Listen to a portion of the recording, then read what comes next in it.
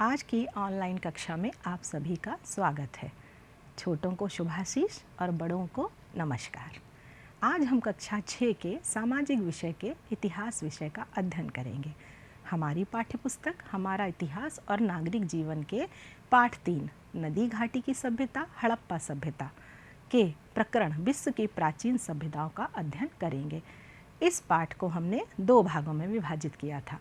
प्रथम भाग में आपने हड़प्पा सभ्यता के बारे में जाना था और आज इसका दूसरा भाग है जिसमें हम हड़प्पा सभ्यता की ही भांति विश्व की अन्य दूसरी विशेष सभ्यताओं के बारे में जानेंगे।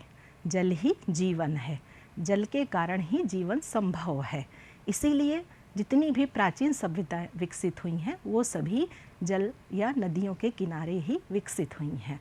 इसीलिए आज की जितनी भी सभ्यताओं का हम अध्ययन करेंगे वो सभी किसी न किसी महत्वपूर्ण नदी के किनारे ही विकसित हुई और उनका विकास संभव हो सका।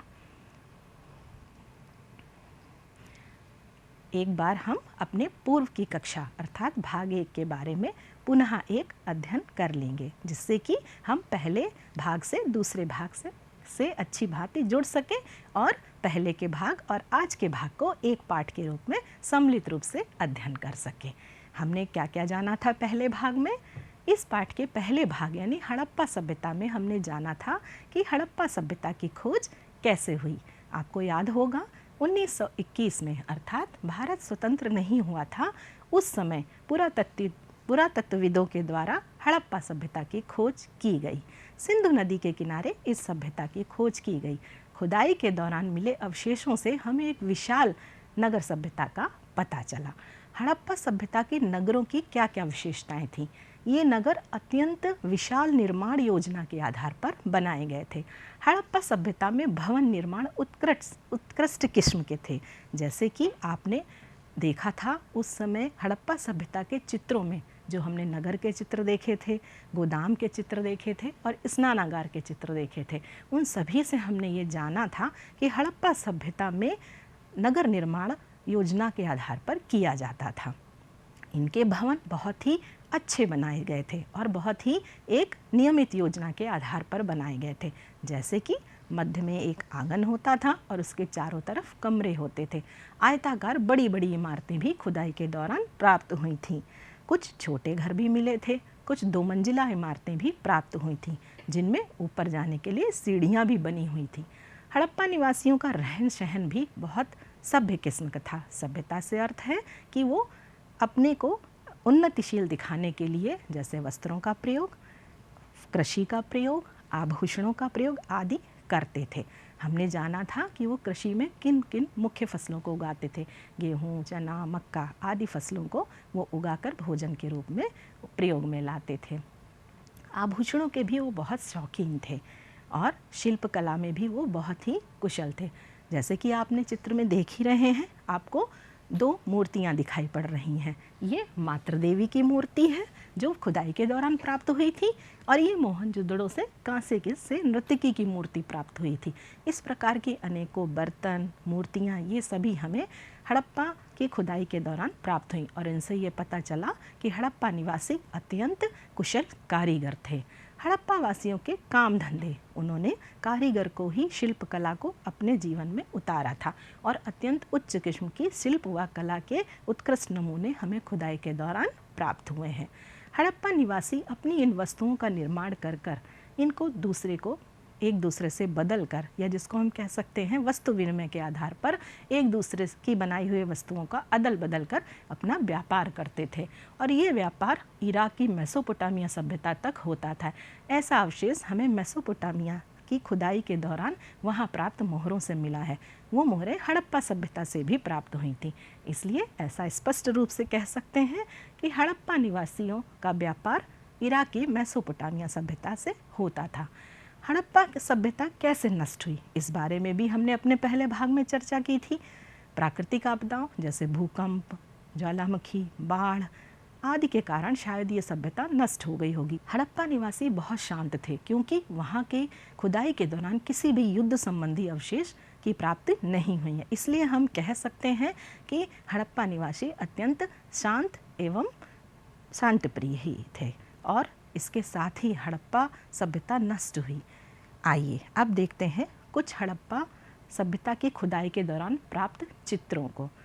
वस्तुओं के चित्रों जो आपको दिख रहे हैं आपकी स्क्रीन पर, इन चित्रों से हम ये देख सकते हैं कि उस समय की हड़प्पा सभ्यता की क्या क्या विशेषताएं थी। इस चित्रावली को आप ध्यान से देखिए और आपको भाग 1 की स्मृति हो जाएगी, अर्थात भाग 1 आपको एक बार याद आ जाएगा कि हमने अपने पाठ के प्रथम भाग में किन किन वस्तुओं का अध्ययन किया था जो हमें हड़प्पा की खुदाई के दौरान प्राप्त हुई। आइए एक एक पर चर्चा करते हैं। ये सेल खड़ी से प्राप्त मूर्ति, ये हमको खुदाई के दौरान प्राप्त हुई थी, जिससे कि ये स्पष्ट होता है कि हड़प्पा के निवासी शिल्पकला में अत्यंत उत्कृष्ट थे। ये गोदाम, ये मोहनजोदड़ो से एक विशाल गोदाम की प्राप्ति हुई थी खुदाई के दौरान। गोदाम में अनाजों का संगठन, उनको संग्रहण करके रखा जाता था, अर्थात हड़प्पा के निवासी अपने अनाज को भविष्य के लिए संरक्षित कर भी रखते थे।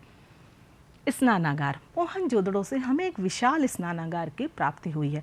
इतना बड़ा स्नानागार जिसके आसपास चारों तरफ कमरे बने हुए थे, और ये हड़प्पा सभ्यता की नगर निर्माण की योजना का महत्वपूर्ण अवशेष है। इसी के साथ हम देख रहे हैं मोहरें। ये मोहरें हमें मेसोपोटामिया के इराक से भी प्राप्त हुई हैं। इन मोहरों को मिट्टी, अपने अनाज के ऊपर अपने और भी जो सामान वो व्यापार के लिए प्रयोग करते थे, उनके ऊपर मिट्टी थोपकर इन मोहरों की छाप लगा देते थे, जिससे कि उस व्यापारी की या उस जगह की पहचान हो सके। जैसा कि हम इस चित्र में देख रहे हैं, ये एक विशाल घर का चित्र है। इस घर में आप देख रहे हैं सीढ़ियाँ बनी हुई हैं, आंगन है, उसके चारों तरफ कमरे हैं, और ये 2 मंजिला घर है ना, बिल्कुल आज के वर्तमान समय के घर की तरह ही। ये हमें खुदाई के दौरान एक खिलौने नुमा बैलगाड़ी मिली, जिससे ये स्पष्ट होता है कि हड़प्पा सभ्यता में पहिए का संपूर्ण उपयोग किया जाता था। बैलगाड़ी को यातायात साधन के रूप में भी शायद वो लोग प्रयोग करते होंगे, और इसमें एक बैलों के गले में तार बंधा हुआ है, जिससे कि उस समय धातु के प्रयोग के भी साक्ष्य मिलते हैं। इस तार को हिलाने पर इस खिलौने में जो बैल है उसका सिर हिलता है और बच्चे उससे खुश होते होंगे, अर्थात वो लोग खिलौने बनाने की कला में भी निपुण थे। उसके बाद हम देख रहे हैं ये खुदाई के दौरान अवशेष में प्राप्त हुए जो नगर है उसका चित्र है, जिसमें बीचों बीच बड़े सा नाला और किनारे छोटी छोटी नालियां हैं जो घरों से निकली हुई हैं, और इस प्रकार वहाँ पर सफाई की भी अच्छी व्यवस्था थी, जिसको कि आप दूसरे चित्र में भली भांति देख पा रहे हैं। इस चित्र में कुछ सफाई कर रहे हैं, अर्थात हड़प्पा के नगरों में सफाई की भी बड़ी उन्नत व्यवस्था थी, और ये लोग अपना नगर को बहुत साफ सुथरा रखते थे। इसी प्रकार इन आभूषणों को देखकर आप ये जान सकते हैं कि मोती की माला, पाजेब, अंगूठी आदि आभूषणों के भी हड़प्पा सभ्यता के निवासी अत्यंत शौकीन थे। इस प्रकार हम कह सकते हैं कि हड़प्पा सभ्यता एक विकसित और बहुत ही सुदृढ़ सभ्यता थी। इस सभ्यता के आधार पर हमको पाठ 1 का अध्ययन याद आ गया होगा। अब हम आज के अपने भाग 2 को प्रारंभ करते हैं। इसी प्रकार की अनेकों सभ्यताएं हमारे विश्व के अनेक देशों में नदियों के किनारे, समुद्रों के किनारे विकसित हुई। वो कौन कौन सी महत्वपूर्ण सभ्यताएं थी, आइए उनके बारे में जानते हैं। आज के हमारे भाग 2 में हम क्या क्या जानेंगे। जैसे अभी तक तो हमने भाग 1 से आज के अपने भाग 2 को जोड़ा, जिससे कि संपूर्ण पाठ एक साथ हम समझ सके। आज के पाठ में हम क्या क्या जानेंगे, विश्व की प्राचीन सभ्यताओं के बारे में जानेंगे, अर्थात विश्व में अनेकों सभ्यताएं हड़प्पा सभ्यता की तरह ही समृद्ध थीं, उनके बारे में जानेंगे। उसमें एक सभ्यता थी मेसोपोटामिया सभ्यता। मेसोपोटामिया सभ्यता के लोग किस प्रकार धार्मिक आस्था रखते थे, उस बारे में चर्चा करेंगे। मेसोपोटामिया सभ्यता की लिपि क्या थी, अर्थात वो लोग लेखन का कार्य करते थे, किस लिपि में करते थे, इस बारे में जानेंगे। फिर दूसरी सभ्यता मिस्र सभ्यता के बारे में जानेंगे। मिस्र की एक प्रमुख खासियत मम्मी थी, उस बारे में चर्चा करेंगे। मिस्र सभ्यता के पिरामिड एक विशाल धरोहर के रूप में आज भी विश्व में उपलब्ध हैं, उस बारे में हम चर्चा करेंगे। फिर हमारी तीसरी सभ्यता क्रीट सभ्यता के बारे में आज के पाठ में अध्ययन करेंगे। क्रीट सभ्यता की कला व शिल्पकला अत्यंत सुदृढ़ थी, इस बारे में हम आज अपने पाठ में जानेंगे। और चौथी सभ्यता चीन सभ्यता, जिसके बारे में आज हम भाग 2 में जानेंगे। चीन सभ्यता की कला व शिल्प किस प्रकार की थी, इस पाठ में हम अध्ययन करेंगे और चीन सभ्यता के लोग किस प्रकार उस समय लिखते थे और उनका साहित्य कैसा था इस बारे में जानेंगे। अर्थात इन चारों सभ्यताओं को हम अपने भाग 2 में पढ़ेंगे। प्रथम भाग में हमने अपने देश की हड़प्पा सभ्यता के बारे में जाना था। शेष चारों का अध्ययन हम आज भाग 2 में करेंगे। आइए, हमने इस पाठ में कुछ ऐसे कठिन शब्दों को जाना जो हमें इतिहास के अनेक शब्दों का गूढ़ अर्थ समझाते हैं। इन शब्दों को हम एक बार अपने इस पाठ को पढ़ने से पूर्व समझ लेते हैं। सभ्यता, सभ्यता का अर्थ क्या होता है? जैसा कि हमने अपने भाग 1 में भी जाना था कि मानव सभ्य तब कहा जाता है जब वह अपने जीवन के तरीके को बदल देता है और पुराने रीति रिवाजों से आधुनिक रीति रिवाजों को अपनाकर नई स्थिति में पदार्पण करता है, अर्थात नई नई चीज़ें सीखता है। जैसे आप विद्यालय में आते हैं तो हम वहाँ पर नई नई चीज़ें एक दूसरे को देखकर सीखते हैं, कुछ पुस्तकों से और कुछ अपने व्यवहार से। योजना, योजना शब्द का अर्थ क्या होता है? किसी कार्य को संपन्न करने से पूर्व उसकी रूपरेखा तैयार करना। जैसे आप विद्यालय आते हैं तो आप योजना बनाकर सुबह कार्य करते हैं कि पहले मैं ये कार्य करूँगा, उसके बाद ये कार्य करूँगा, फिर भोजन करूँगा, फिर उसके बाद मैं विद्यालय जाऊँगा। तो आप एक योजना बनाते हैं ना। हर कार्य अगर हम योजना बनाकर करते हैं तो वो भली भांति फलरूप होता है। फिर है व्यापार। व्यापार से तो अब आप सब समझते ही होंगे, उत्पादित वस्तुओं को एक जगह से दूसरी जगह भेजकर अतिरिक्त लाभ कमाना, जिससे उत्पादन में और अधिक वृद्धि हो सके। अर्थात हम अगर कोई फसल उगाते हैं या कोई वस्तु अपने घर में बनाते हैं या उसको बड़े पैमाने पर बनाते हैं और यदि उसको हम दूसरी जगह ले जाते हैं और कोई दूसरा उसको लेकर हमें बदले में मुद्रा या किसी वस्तु को प्रदान करता है, वही व्यापार कहलाता है, जैसा कि इन सभी सभ्यता के निवासियों द्वारा किया गया था। शताब्दी, एक शब्द का प्रयोग हुआ है शताब्दी। शताब्दी का अर्थ क्या होता है? 100 वर्ष का समय। जैसे सन 2000, आज जो 2020 चल रहा है, इसको हम 21वीं सदी कहेंगे। यहाँ पर जैसे लिखा हुआ है 2002 को 21वीं शताब्दी कहेंगे, अर्थात 2001 से 21वीं शताब्दी प्रारंभ हो गई है और ये 100 वर्ष तक चलेगी।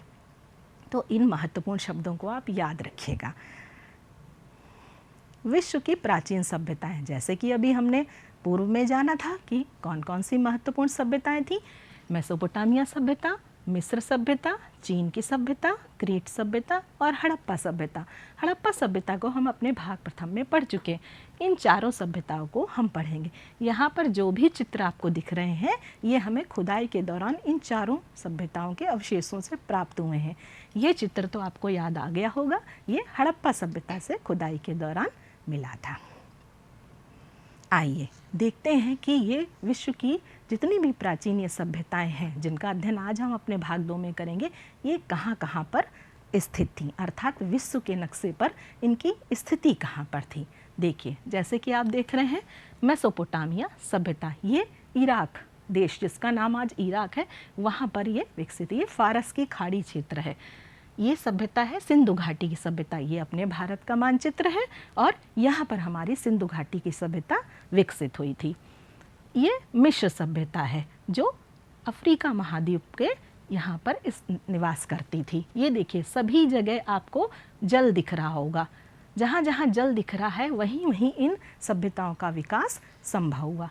इसी प्रकार क्रीट सभ्यता यहाँ से और चीन की सभ्यता यहाँ पर विकसित हुई। तो आप महत्वपूर्ण बात ये है कि जीवन जल से ही संभव है और जहाँ जहाँ जल है सभी सभ्यताएं वहीं विकसित हुई। इस प्रकार हम कह सकते हैं कि जल ही जीवन का आधार है और विश्व की सभी सभ्यताएं प्रमुख सागरों या नदियों के किनारे ही विकसित हुई। अब हम अपनी पहली सभ्यता का अध्ययन करते हैं, मेसोपोटामिया सभ्यता। मेसोपोटामिया सभ्यता 5000 ईसा पूर्व से 2000 ईसा पूर्व के मध्य दजला फरात नदी के किनारे विकसित हुई। दजला और फरात ये दो नदियों के नाम हैं।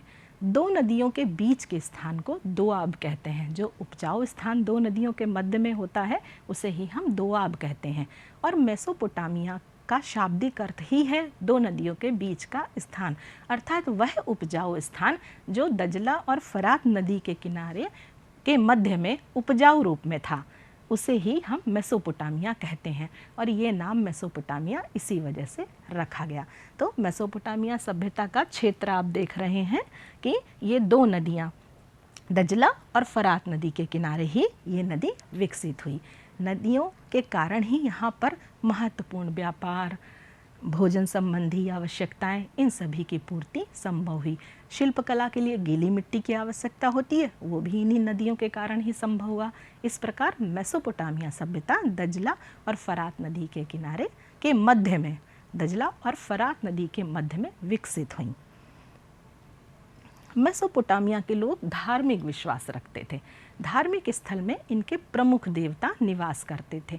धार्मिक मान्यताओं के अनुसार वह स्थान जहाँ देवता निवास करते थे जिगुरत कहलाता था। जैसे कि आप ये चित्र देख रहे हैं, ये एक जिगुरत का चित्र है और देखिए ये सीढ़ियों से लोग चढ़कर जिगुरत में प्रवेश कर रहे हैं। इस जिगुरत की ऊंचाई लगभग 21 मीटर ऊंची है, अर्थात कितना ऊंचा होगा ये, बहुत ऊंचा। और इस जिगुरत में ही अंदर ये लोग अपनी धार्मिक देवता को मानकर पूजा करने के लिए जाते थे। यह वह पवित्र स्थान होता था जहाँ पर उस नगर का देवता निवास करता था। मेसोपोटामिया के लोग लिपि का प्रयोग भी करते थे। इनकी लिपि चित्रात्मक थी, अर्थात ये चित्रों के माध्यम से अपना संदेश देते थे। लिपि को क्यूनिफॉर्म चिन्ह के नाम से जाना जाता है। जैसे कि आप ये देख रहे हैं, ये मछली है, इसका ये प्रतीक है और ये इस मछली को इस प्रकार से दर्शाते थे। अर्थात अगर किसी शिला पर या किसी जगह पर ये चित्र आपको देखने को मिले तो समझ जाइएगा कि ये मेसोपोटामिया में मछली का संदेश दिया हुआ, अर्थात मछली उकेरी गई है यहाँ पर। इसी प्रकार आपको ये एक और चित्र दिख रहा है, ये बैल का चित्र है। बैल के ये लोग इस प्रकार प्रतीक बनाते थे और उसको इस प्रकार उकेरते थे, जिनको क्यूनिफॉर्म चिन्ह के नाम से जाना जाता था। आइए अब बात करते हैं हम अपनी दूसरी सभ्यता के बारे में, मिस्र सभ्यता। मिस्र सभ्यता को नील नदी का वरदान भी कहा जाता है। मिस्र सभ्यता 5000 ईसा पूर्व से 2000 ईसा पूर्व के मध्य नील नदी के किनारे विकसित हुई। जैसा कि आप देख रहे होंगे, ये नील नदी है और ये सभ्यता यहीं पर विकसित हुई और ये बहुत ही अत्यंत समृद्ध सभ्यता थी, इसलिए इसे नील नदी के वरदान के नाम से भी जानते हैं। मिस्र सभ्यता की महत्वपूर्ण विशेषता थी मम्मी। मिस्रवासी शवों को संरक्षित रखने के लिए उनके शरीर पर नाइट्रोन नामक पदार्थ का लेप लगाकर उसे पतले एवं मुलायम कपड़े से ढक देते थे। इस प्रकार के शरीर को मम्मी कहते थे। इन्हें पिरामिड के अंदर रखा जाता था। आप चित्र में देख रहे होंगे मम्मी संरक्षण की प्रक्रिया किस प्रकार की जा रही है। शव को मुलायम पतले कपड़े में लपेटकर और उसके ऊपर नाइट्रोन का लेप लगाकर रख रहे हैं और ऐसा माना जाता है कि इससे शव बहुत दिनों तक संरक्षित रखा जा सकता है और ये आज भी मिस्र की सभ्यता के अवशेषों में हमें देखने को मिलते हैं। अब इन मम्मी को हम पिरामिड के अंदर रखते थे। पिरामिड मिस्र के राजाओं के मकबरे को कहा जाता है। जिस प्रकार आप चित्र में देख रहे हैं, ये पिरामिड है, ये मकबरों का ही दूसरा नाम है। इसमें शवों के साथ साथ प्रयोग में रखने वाली सारी बहुमूल्य वस्तुओं को रखा जाता था। जैसे राजा जिन वस्तुओं का प्रयोग करते थे उनको उनके शव के साथ अर्थात मम्मी के साथ इसमें रख दिया जाता था इन पिरामिडों में। इन पिरामिडों की दीवारों पर कई प्रकार के सुंदर चित्र भी उकेरे गए हैं, जिससे मिस्र सभ्यता की बहुत सारी जानकारी हमें उन चित्रों के माध्यम से मिली हुई है और ये पिरामिड विश्व की विशाल धरोहर हैं। इस प्रकार के अनेकों इनकी कलात्मक दृष्टि से संरचना अत्यंत उत्कृष्ट बनी हुई है और इनके अंदर ही मम्मी रखी जाती थी। आइए अब बात करते हैं क्रीट सभ्यता के बारे में। क्रीट सभ्यता 3000 ईसा पूर्व से 1500 ईसा पूर्व के मध्य विकसित हुई। इसे महान द्वीप सभ्यता भी कहते हैं। जैसे कि आप चित्र में देख रहे हैं, ये भूमध्य सागर के मध्य में जो द्वीप हैं उन्हीं पर विकसित हुई। यह सभ्यता भूमध्य सागर के किनारे विकसित हुई, अर्थात वहाँ पर जो द्वीप थे उन्हीं में यह विकसित हुई, इसीलिए इसे महान द्वीप सभ्यता भी कहा जाता है। क्रीट सभ्यता की क्या विशेषता थी? क्रीट सभ्यता के लोग कला व शिल्प के बहुत ही प्रेमी थे। क्रीट सभ्यता अपनी सुंदर चित्रकारी के कारण जानी जाती है। अच्छे उन्नत के बर्तन, अच्छे उन्नत किस्म के बर्तन यहाँ पर बनाए जाते थे। सुंदर चित्रकारी के कारण यहाँ के बर्तनों की मांग दूसरे देशों में भी थी। जैसे कि आप देख रहे हैं, ये कितना सुंदर बर्तन है, इस पर कितनी सुंदर कलात्मक छवि उकेरी गई है और इनकी मांग विदेशों में भी थी। तो क्रीट सभ्यता के लोग अपनी अच्छे बर्तन के कारण दूर दूर तक प्रसिद्ध थे। अब बात करते हैं चीन सभ्यता के बारे में। चीन सभ्यता लगभग 2500 ईसा पूर्व ह्वांगो नदी के किनारे विकसित हुई। जैसा कि आप देख ही रहे हैं, चीन की दो प्रमुख नदियां हैं, ह्वांगो और यांगटीसी क्यांग। इन्हीं दोनों नदियों के बीच में यानी ह्वांगो नदी के किनारे जो उपजाऊ स्थान था, वहाँ पर इस सभ्यता का विकास हुआ। चीन सभ्यता के बर्तन आपने सुने होंगे, चीनी मिट्टी के बर्तन। चीनी मिट्टी के बर्तन तो विश्व प्रसिद्ध हैं। चीनी लोग कांस्य से बने बर्तनों में भोजन करते हैं। जैसा कि आप चित्र में देख रहे हैं, कितना सुंदर बर्तन है। इस प्रकार के अच्छे शिल्पकला के नमूने हमें चीनी सभ्यता के अवशेषों से प्राप्त हुए हैं। चीनी सभ्यता के लोग सबसे पहले कागज के आविष्कार के लिए जाने जाते हैं, अर्थात कागज का आविष्कार चीन में ही हुआ और इन्होंने ही कागज पर सर्वप्रथम लिखना शुरू किया। साटन के कपड़े तथा बांस पर लिखना भी सबसे पहले चीन ने शुरू किया। जैसे कि आप देख रहे हैं, चीनी अक्षर में लिखा हुआ शब्द, ये एक किताब में लिखा हुआ शब्द है और बांस की बनी चीनी किताब, ये बांसों को जोड़कर एक चीनी किताब बनाई गई है जिस पर उन्होंने लिखा हुआ है। तो सबसे पहले हम कह सकते हैं कागज़, आज आप जो भी पुस्तकें पढ़ते हैं वो सब कागज़ पर ही तो बनाई जाती हैं। तो सर्वप्रथम कागज़ का आविष्कार चीन में हुआ। साटन के कपड़ों पर भी लिखने का काम सबसे पहले चीन ने किया। आज हमने क्या क्या जाना? हमने महत्वपूर्ण 4 सभ्यताओं के बारे में जाना। प्रथम भाग में हमने हड़प्पा सभ्यता के बारे में जाना था और आज हमने इन चारों सभ्यताओं के बारे में जाना। किन किन सभ्यताओं के बारे में जाना आज हमने मेसोपोटामिया सभ्यता के बारे में जाना। मेसोपोटामिया सभ्यता के धार्मिक विश्वास के बारे में जाना। मेसोपोटामिया इराक देश में विकसित हुई थी, याद है ना? मेसोपोटामिया सभ्यता की लिपि के बारे में भी आज हमने चर्चा की। फिर दूसरे नंबर पर हमने मिस्र सभ्यता को जाना। मिस्र सभ्यता के मम्मी और पिरामिड, उनके बारे में आज हमने अपने इस पाठ में जाना। मम्मी यानी शवों को संरक्षित करने की एक विश्व प्रसिद्ध प्रक्रिया, और उसको हम कहाँ रखते थे?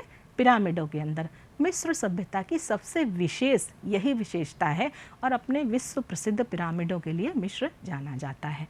फिर हमने तीसरी सभ्यता क्रीट सभ्यता के बारे में जाना।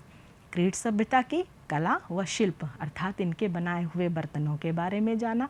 फिर हमने जाना चीन सभ्यता की कला व शिल्प के बारे में और चीन सभ्यता की लिपि व साहित्य के बारे में। चीन सभ्यता में सर्वप्रथम कागज का आविष्कार हुआ, इस बारे में हमने जाना। आइए अब इस पाठ से संबंधित हम कुछ अभ्यास कार्य कर लेते हैं। याद रहेगा ना, हमने अपने इस पाठ में 5 सभ्यताओं के बारे में जाना। पहले पाठ में हमने हड़प्पा सभ्यता के बारे में जाना था और आज हमने शेष 4 सभ्यताओं के बारे में जाना। अब हम अभ्यास कार्य करेंगे। इधर सभ्यताओं के नाम दिए हुए हैं जो हमने इस पाठ में पढ़ी हैं। बीच में नदी व सागर का नाम आपको बताना है और उनका क्या मुख्य योगदान रहा है, इसको हमको इस कॉलम में लिखना है। जैसे एक आपके सहायता के लिए दिया हुआ है, मेसोपोटामिया सभ्यता दजला व फरात नदी के किनारे विकसित हुई और लगभग 21 मीटर ऊंचा धार्मिक स्थल जिगुरत है।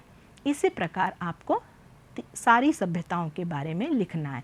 जैसे हम हड़प्पा सभ्यता की बात करते हैं जो हमने भाग 1 में पढ़ी थी। हड़प्पा सभ्यता किस नदी के किनारे विकसित हुई?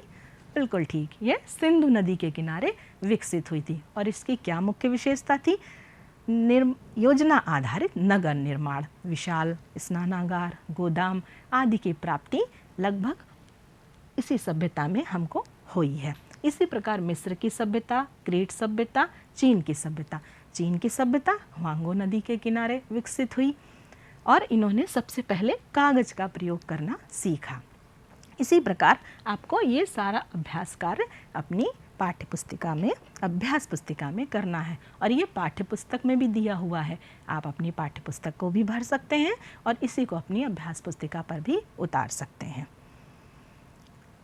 ये अभ्यास कार्य आपको अपनी उत्तर पुस्तिका पर लिखना है। कागज का आविष्कार सर्वप्रथम कहाँ हुआ था? बिल्कुल ठीक, कागज का आविष्कार सर्वप्रथम चीन में हुआ था। कौन सी सभ्यता नील नदी के वरदान नाम से प्रसिद्ध है? इसको भी आप अपने अभ्यास कार्य में आज लिखेंगे और इसका उत्तर अपनी उत्तर पुस्तिका में लिखेंगे। आप कुछ प्रोजेक्ट कार्य भी लिख लीजिए।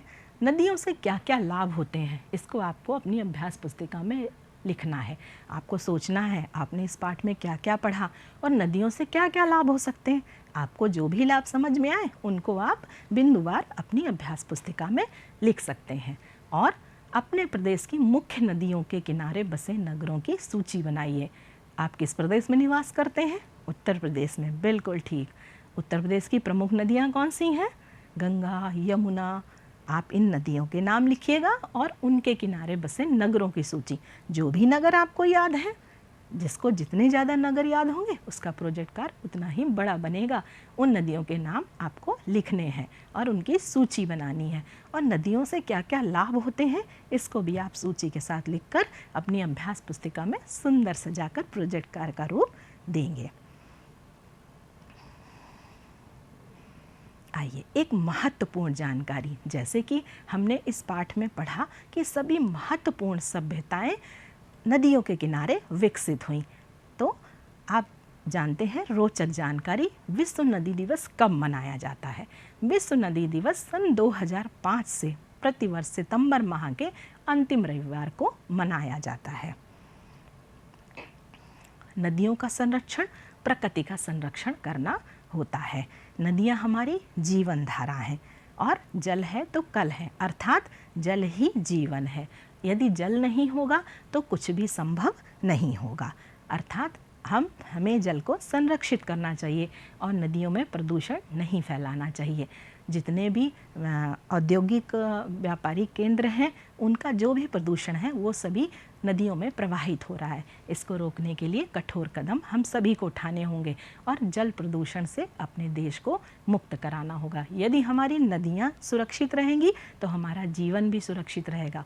और जैसे प्राचीन सभ्यताएं नदियों के किनारे फली फूली विकसित हुई, उसी प्रकार हमारा जीवन भी फलेगा फूलेगा और हमेशा विकसित रहेगा। आज के पूरी कक्षा में प्रथम भाग और द्वितीय भाग के बारे में हमने एक बार फिर से चर्चा की। आपको ये पाठ अच्छा लगा होगा, समझ में आया होगा। जल की उपयोगिता आपको अपने जीवन में समझ में आई होगी। हमारा विकास तभी संभव है जब जल इस पृथ्वी पर सुरक्षित है और जल के कारण ही हमारा जीवन है। आज की कक्षा अच्छी लगी होगी। अगली कक्षा में हम फिर मिलेंगे। एक बार फिर सभी को नमस्कार, शुभाशीष, धन्यवाद।